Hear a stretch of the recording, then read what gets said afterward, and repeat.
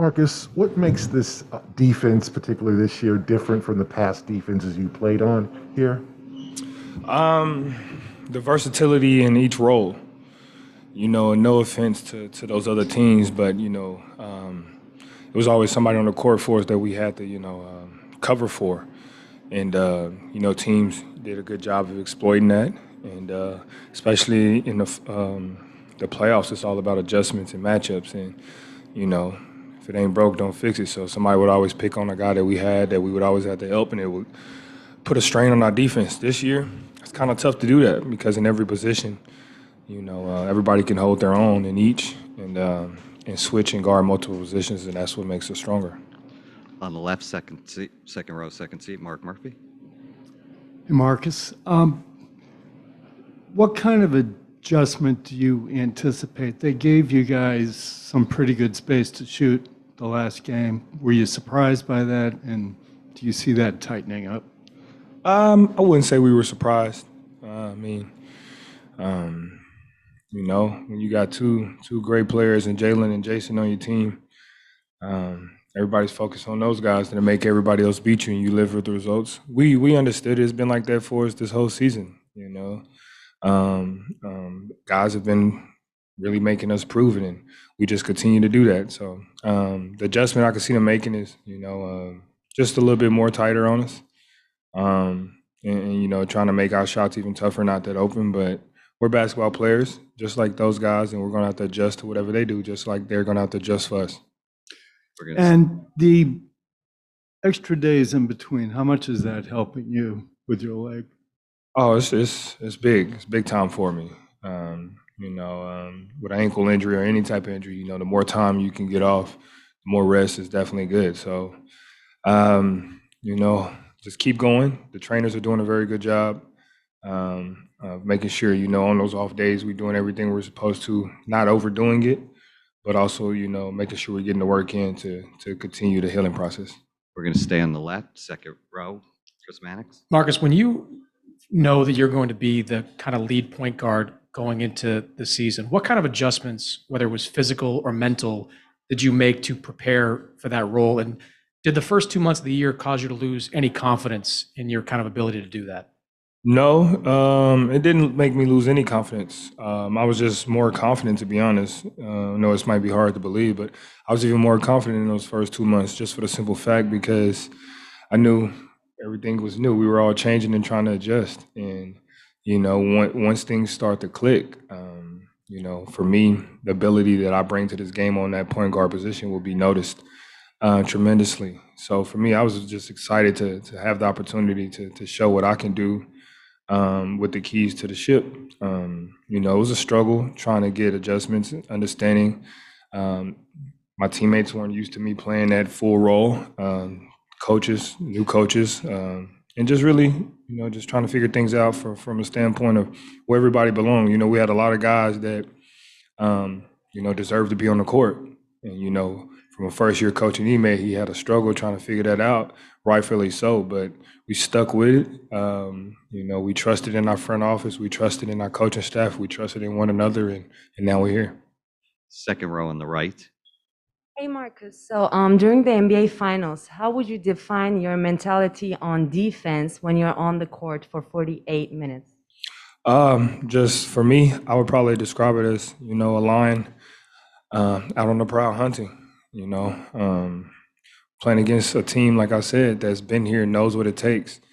And they're the hunted. We're the hunters right now. We're trying to get to their level and get to where they're at. So for me, I'm just out. I'm stealthed. I'm waiting for my time to strike and my opportunity. Left side in the middle. Hey, Marcus. Gary Payton obviously was there when you won the DPOY award. I guess what's it like? Kind of. I don't know if you saw him game one, but he was there and going up against his son. I know he didn't play, but going up against Gary Payton second. Yeah, it's an honor, man.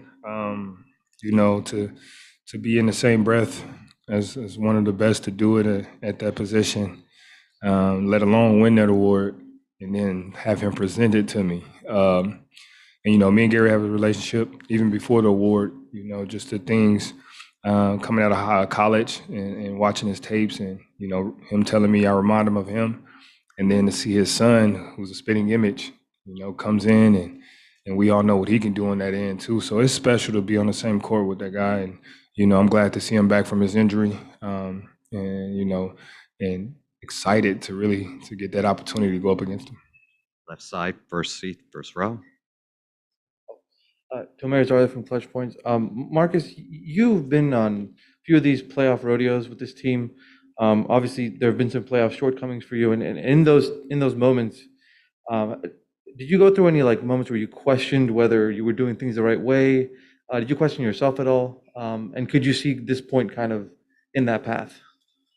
I guess you can say I questioned myself. Wasn't really much of a question myself, just what could I do more?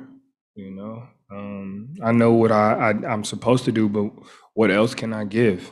More than, did I do something right or was it the right thing to do? Is more just what can I do more of to help this team? And, for me, it was just getting that opportunity. And, I'm a smart basketball player, I'm a smart person, and I knew that I'll figure it out, and this team will figure it out.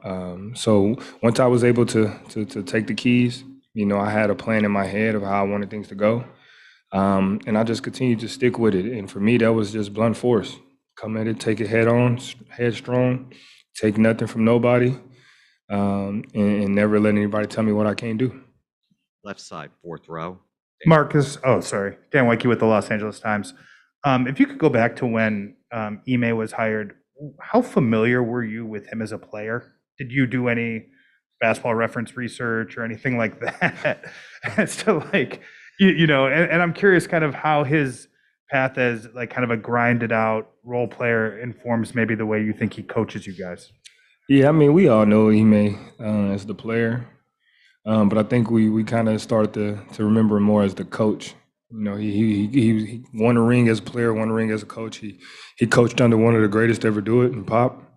Then he went over and coached with Steve Nash and those guys over there. And he's a sponge. Every place he went, if it was a player or coach, he soaked it all in, put it into his game, and then brought it over here to us.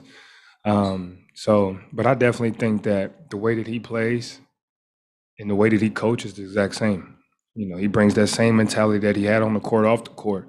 And when you got a coach like that, it's kind of hard not to follow lead and follow that energy, And you heard JB say the energy is going to shift, and it's all about energy. If the energy is right, you're going to rock with it. And if it's not, then you're not. And it's plain and simple. And I think his energy has been contagious to us all.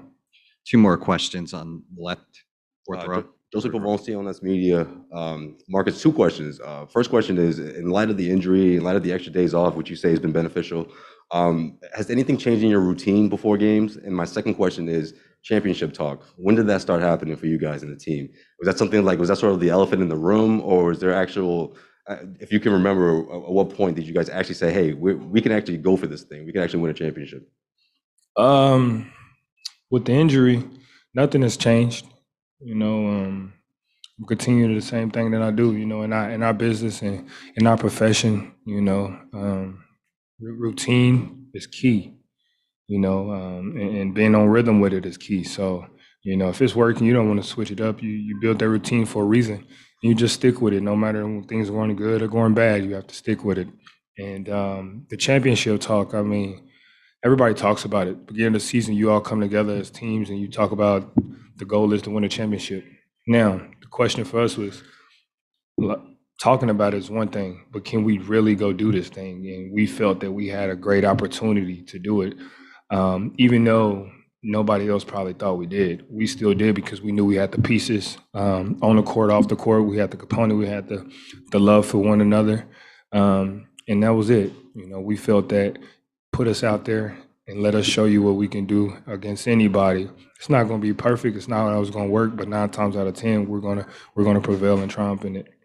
Last question, Tim Bontemps on the. Tim Bontemps from ESPN. Marcus, you guys have struggled in the third quarter throughout the playoffs. We've obviously talked about that a lot. Golden State's always been a team that's come out at halftime and really tried to put a big emphasis on those third quarters. What do you guys have to do to not have what happened in game one carry over to game two and beyond in this series in the third?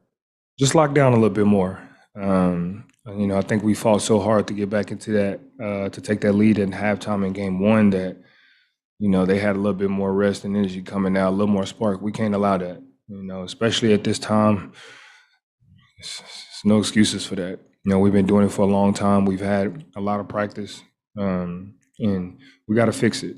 You know, and like I said, it's not going to be perfect. We're going to have times where things just don't go our way. But one thing we can't do is allow people to go and do the things that we know they're going to do in tendencies and get away with it. So we know that they're a great third quarter team. We understand our woes in the third quarter, and we just got to turn it around. Thanks a lot, Marcus. Thank you, guys. Y'all see the Al shirt, by the Horford way. will- Don't forget, y'all see the shirt. You know what I'm saying? We with BG, man. See it.